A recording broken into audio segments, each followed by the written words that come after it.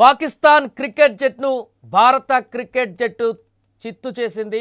మరొకసారి పాకిస్తాన్ పైన తన పూర్తి ఆధిపత్యాన్ని చెలాయించింది మహిళల క్రికెట్ జట్.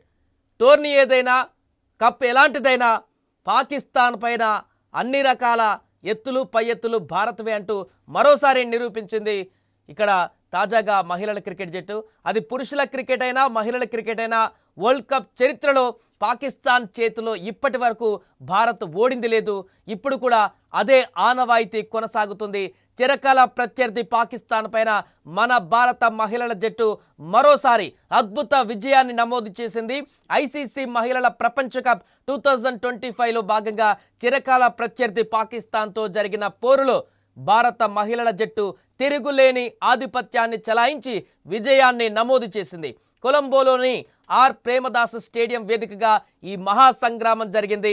ఈ మ్యాచ్లో టీమిండియా 88 పరుగుల భారీ తేడాతో పాక్ను చిత్తు చేసింది.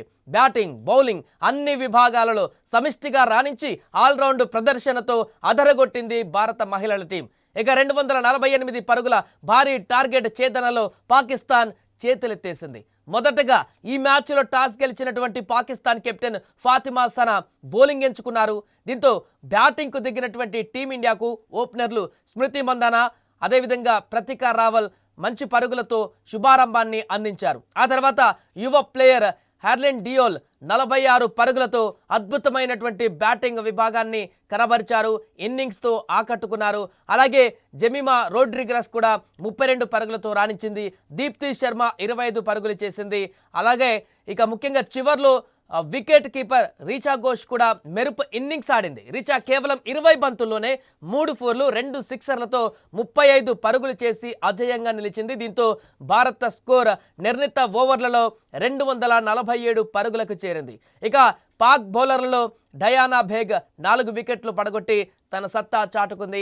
అయితే అనంతరం 248 పరుగుల లక్ష్యంతో బరిలోకి దిగినటువంటి పాకిస్తాన్ను భారత బౌలర్లు కట్టుదిట్టంగా కట్టడి చేశారు.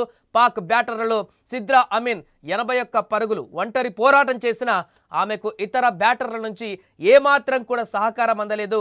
నటాలియా పర్వేజ్ 33 పరుగులు మినహా మిగతా వారంతా కూడా పూర్తిగా విఫలమయ్యారు. భారత బౌలర్లలో యువ బౌలర్లు క్రాంతి గౌడ్ అద్భుత ప్రదర్శన కనబరిచింది. అలాగే అనుభవజ్ఞురాలైనటువంటి దీప్తి శర్మ ఈమె ఇద్దరు 3 వికెట్లు తీసి పాక్ పతనాన్ని శాసించారు. వీరి దాటికి పాక్ బ్యాటర్లు గ్రీజులో నిలదొక్కుకోలేకపోయారు. స్నేహ్ రానాకు కూడా 2 వికెట్లు దక్కాయి. దీంతో పాకిస్తాన్ జట్టు 43 ఓవర్లలో కేవలం 159 పరుగులకే ఆల్అౌట్ అయిపోయింది. దీంతో మరొక ఓటమి నమోదైపోయింది పాకిస్తాన్ టీంకి ఇండియా పైన. ఇలా వరుసగా ఇప్పటి వరకు పూర్తిగా వరల్డ్ కప్ లాంటి టోర్నమెంట్ బిగ్ ఈవెంట్లో పాకిస్తాన్ పైన కొనసాగుతున్నటువంటి భారత్ ఆధిపత్యాన్ని మరొకసారి కొనసాగించింది మహిళల జట్టు కూడా. మొన్ననే ఆసియా కప్ గెలిచినటువంటి పురుషుల జట్టుకు పూర్తిగా వారి బాటలోనే నడుస్తూ టీమిండియా మరొకసారి తన యొక్క సత్తా చాటింది. పూర్తిగా పాకిస్తాన్ని చిత్తు చేసి వన్ సైడ్ గేమ్గా మార్చేసింది దీనిని. ఇక మిగతా గేమ్స్ కూడా ఈ రకంగానే పర్ఫామ్ చేసి ఈసారి మహిళల వరల్డ్ కప్ని కైవసం చేసుకునేటువంటి దిశగా మహిళల జట్టు అంతా కూడా కృత నిశ్చయంతో ఉన్నారు. చూడాలి వచ్చే మ్యాచ్లను కూడా భారత్ ఇలాంటి ప్రదర్శన చేస్తే, భారత మహిళల జట్టు ఇలాంటి ప్రదర్శన చేస్తే గతంలో మిస్ అయినటువంటి ప్రపంచ కప్ ఈసారి దక్కేటువంటి అవకాశం ఉందంటూ కూడా చాలామంది కామెంట్ చేస్తున్నారు. ఈ గెలుపు పట్ల మీరేమనుకుంటున్నారో కామెంట్ చేయండి.